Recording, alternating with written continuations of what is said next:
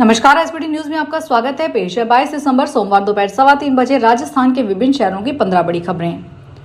Shri Mata Vaishno Devi shrine board द्वारा श्रद्धालुओं के लिए महत्वपूर्ण RFID कार्ड की समय अवधि में बदलाव किया गया है। जारी बदलाव के तहत अब श्रद्धालुओं को यात्रा RFID कार्ड लेने के 10 घंटे के भीतर बाणगंगा, ताराकोट सहित हेलीपैड जैसे प्रवेश द्वार पार करने होंगे, अन्यथा उनका RFID कार्ड अवैध माना जाएगा। वहीं श्राइन बोर्ड द्वारा जारी आदेश के अनुसार RFID कार्ड यात्रा मार्ग पर प्रवेश करने के बाद 24 घंटे तक वैष्णो देवी भवन पर नमन हेतु मान्य होंगे। सोने पर आसान लोन लेने का दौर अब बदलने वाला है। RBI की चेतावनी के बाद बैंकों और NBFC ने गोल्ड लोन के नियम कड़े कर दिए हैं। अब सोने की कीमत में उतार चढ़ाव को देखते हुए पहले 70 से 72% तक मिलने वाली लोन राशि घटाकर 60 से 65% तक कर दी गई है। इसका मतलब यह है कि अब वही सोना रखने पर पहले जितना पैसा नहीं मिलेगा। बैंक इस कदम से गिरती कीमतों के चलते रिकवरी में होने वाले जोखिम को कम करना चाहते हैं। राजस्थान के अजमेर शरीफ दरगाह में चल रहे 814वें सालाना उर्स के मौके पर प्रधानमंत्री नरेंद्र मोदी की ओर से चादर पेश की गई है। केंद्रीय अल्पसंख्यक कार्य मंत्री किरण रिजिजू प्रधानमंत्री की तरफ से भेजी गई चादर लेकर अजमेर पहुंचे और दरगाह में विधिवत चादर पोशी की। इस अवसर पर धार्मिक परंपराओं के अनुसार रस्में अदा की गई। चादर पेश करने के बाद केंद्रीय मंत्री किरण रिजिजू महफिल खाने पहुंचे, जहाँ खादिमों की ओर से उनकी दस्तारबंदी की गई और तबरुक भेंट किया गया। इसके बाद बुलंद दरवाजे पर प्रधानमंत्री नरेंद्र मोदी की ओर से देश के नाम संदेश पढ़कर सुनाया गया। राजस्थान सरकार ने राज्य की खनिज संपदा को राष्ट्रीय पटल पर स्थापित करने की दिशा में एक अहम कदम उठाया है। सरकार ने बांसवाड़ा और उदयपुर जिलों में स्थित 2 बड़े गोल्ड माइल्स ब्लॉक की नीलामी प्रक्रिया को एक बार फिर से शुरू कर दिया गया है। इससे पहले असफल रही नीलामी के बाद अब नए सिरे से ऑक्शन के जरिए राजस्थान को देश के स्वर्ण उत्पादक राज्यों की सूची में शामिल करने की तैयारी की जा रही है। खान और भू विज्ञान विभाग की ओर से कांकरिया गारा गोल्ड ब्लॉक और डुगुचा गोल्ड ब्लॉक के लिए कंपोजिट लाइसेंस के तहत डिजिटल बोलियां आमंत्रित की गई है। विभाग के अनुसार इन दोनों ब्लॉक्स के लिए तकनीकी बालियां 2 जनवरी 2026 की खोली जाएगी। आगरा में ईदगाह रेलवे स्टेशन के पास SR गेस्ट हाउस के सोमवार सुबह 5:45 पर शॉर्ट सर्किट से आग लग गई। रिसेप्शन के पास तारों में शॉर्ट सर्किट से आग लगने पर पूरे रेस्टोरेंट में धुआं भर गया। फायर ब्रिगेड की टीम ने गेस्ट हाउस से 17 लोगों को सुरक्षित बाहर निकाला। 1 घंटे के प्रयास के बाद आग पर काबू पा लिया गया। विश्व प्रसिद्ध धार्मिक स्थल खाटू श्याम जी में दिनों दिन भक्तों की संख्या बढ़ती जा रही है। नए साल के स्वागत के लिए अभी से ही शाम भक्तों में उत्साह देखने का जा रहा है। इस बार बाबा के दरबार में पिछली बार से अधिक श्रद्धालुओं की भारी भीड़ उमड़ने की उम्मीद है। इस बार 31 दिसंबर को एकादशी व नववर्ष साथ होने से भीड़ में और अधिक इजाफा होने की संभावना है।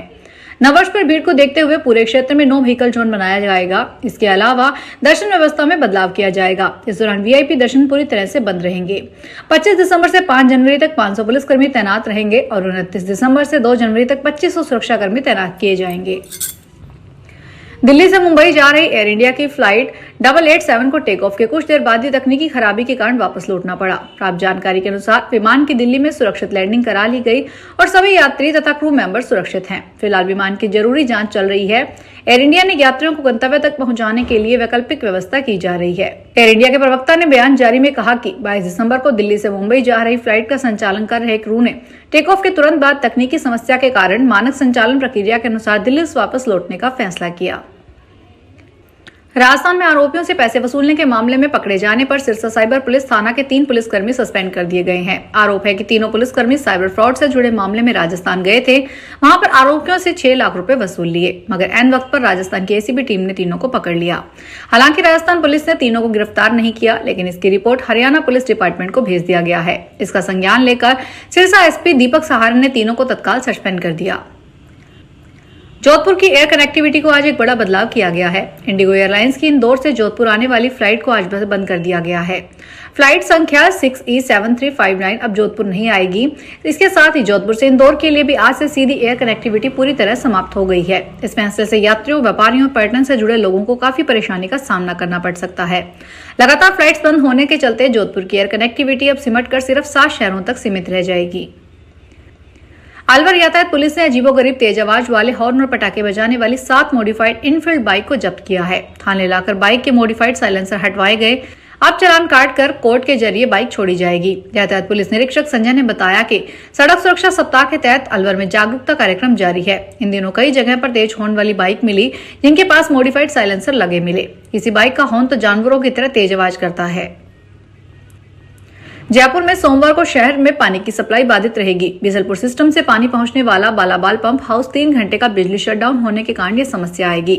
132 केवी ग्रिड स्टेशन पर मेंटेनेंस का काम चलने से सुबह 9 बजे से दोपहर 12 बजे तक सभी पंप बंद रहेंगे, जिससे शाम को पेयजल आपूर्ति प्रभावित होगी। इंजीनियरों का कहना है कि मंगलवार सुबह से सप्लाई बहाल कर दी जाएगी, लेकिन फील्ड स्तर पर जुड़े इंजीनियरों का मानना है कि इन 3 घंटे के शटडाउन का असर शहर की जल व्यवस्था पर अगले 2 दिन तक भी देखने को मिल सकता है। उदयपुर में टूरिस्ट सीजन की शुरुआत हो चुकी है, लेकिन ओल्ड सिटी में जाम की परेशानियां भी इसके साथ शुरू हो गई है। असल में पुराने शहर में रास्ते में गाड़ियां खड़ी करते ही जाम की शुरुआत हो जाती है, जिससे आने वाले टूरिस्ट के साथ ही शहर के स्थानीय लोग भी परेशान हो जाते हैं। उदयपुर में शिल्पग्राम उत्सव, क्रिसमस और न्यू ईयर की लेकर टूरिस्ट सीजन की शुरुआत हो गई है। यहाँ पर सबसे बड़ी समस्या यह है कि यहाँ पर 4 पहिया वाहनों की पार्किंग तय जगह से हटकर सड़क किनारे कर दी जाती है और कुछ जगह तो सड़क के बीच में ही गाड़ी रख देते हैं और इसके बाद जाम की शुरुआत हो जाती है। नए न्यायालय भवन में वकीलों व पक्षकारों के लिए समुचित व्यवस्था पर्याप्त नहीं होने को लेकर बार एसोसिएशन ने आज से कार्य का बहिष्कार किया है।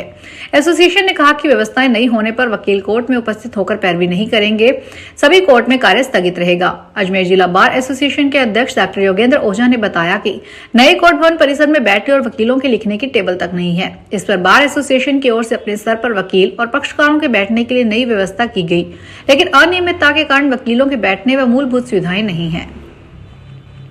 धौलपुर में आयोजित चतुर्थ राष्ट्रीय लोक अदालत में जयपुर डिस्कॉम के धौलपुर प्रखंड ने 1,72,00,000 रुपए का नगद राजस्व प्राप्त किया। इस दौरान 1267 पुराने लंबित बिजली बिल और विद्युत चोरी रिपोर्ट मामलों का निस्तारण किया गया। लोक अदालत के आयोजन से पूर्व जयपुर डिस्कॉम के धौलपुर एक्सीएन विवेक शर्मा ने अभियंताओं और बिजली कर्मियों की बैठक की थी। बैठक में बकायादारों तक लोक अदालत के नोटिस पहुंचाने और उन्हें समझौते के लिए प्रेरित करने के निर्देश दिए गए। राज्य ब्यूरो चंडीगढ़ विकसित भारत के विजन डॉक्यूमेंट से हरियाणा का विजन डॉक्यूमेंट 2047 तैयार है। केंद्रीय गृह मंत्री अमित शाह सुशासन दिवस से एक दिन पहले यानी बुधवार को पंचकुला में इस महत्वपूर्ण दस्तावेज का लोकार्पण करेंगे। विजन डॉक्यूमेंट तैयार करने के लिए आमजन से ऑनलाइन सर्वेक्षण और पोर्टल पर सुझाव मांगे गए थे। इसी तरह शिक्षा, स्वास्थ्य, कृषि, औद्योगिक और विभिन्न क्षेत्रों के विशेषज्ञों संग कार्यशालाओं में मंथन कर भविष्य की योजनाओं का खाका खींचा गया। फिलहाल इस बुलेटिन में इतना ही, फिर हाजिर होंगे बड़ी खबरों के साथ। अगर आप भी अपने आसपास की छोटी बड़ी और महत्वपूर्ण खबरों से अपडेट रहना चाहते हैं तो सब्सक्राइब कीजिए हमारे चैनल एसपीटी न्यूज को और प्रेस कीजिए बेल आइकन पर।